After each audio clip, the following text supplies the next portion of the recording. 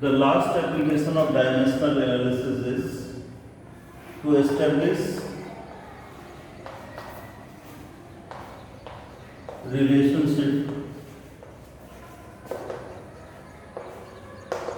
between various physical quantities.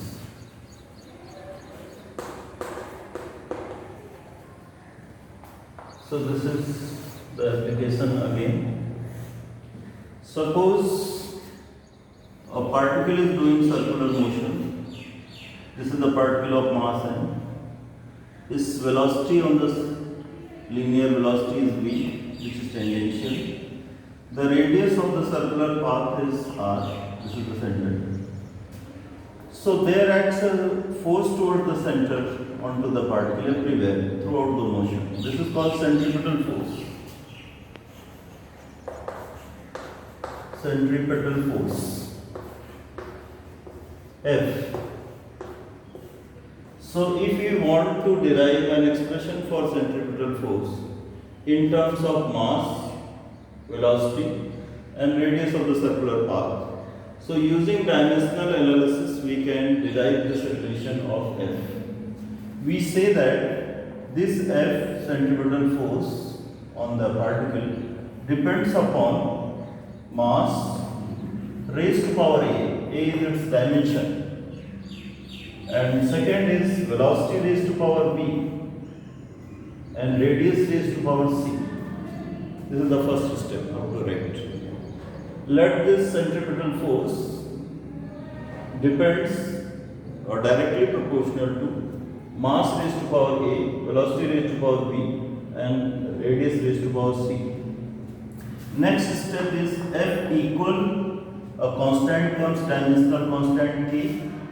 Because this proportionality sign is removed, so this equal sign is brought. So there is a dimensional constant K. Mass raised to power A, velocity raised to power B, radius raised to power C. Write the dimensional formula of both the sides. This is M, L, T minus 2. Force, dimensional formula of force you have already done. So this is a dimensional constant. So constant doesn't have any dimension. Mass has got m, so it's power a. Velocity you already know, it has got lt minus 1, so raised to power b. And this radius is l raised to power c. On the right hand side, if you collect mass raised to power a, only 1, length raised to power b, and length raised to power c, so it becomes length raised to power b plus c. Power gets added. This power here raised b and this is c, so multiply power gets added b plus c. And t is b into minus 1, that is minus b. On the left hand side we see mass raised to power is 1, L raised to power is 1 and t raised to power is minus 2. So if we equate on both the sides, A is here 1 and this B plus C is here 1 and this minus 2 is minus B. If we equating dimensions on both sides, we get A is 1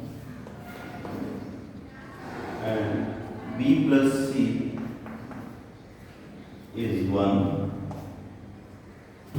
and minus B is equal to minus 2. From this, if minus sign is removed, B is 2 and put here in this equation B is 2 plus C is 1.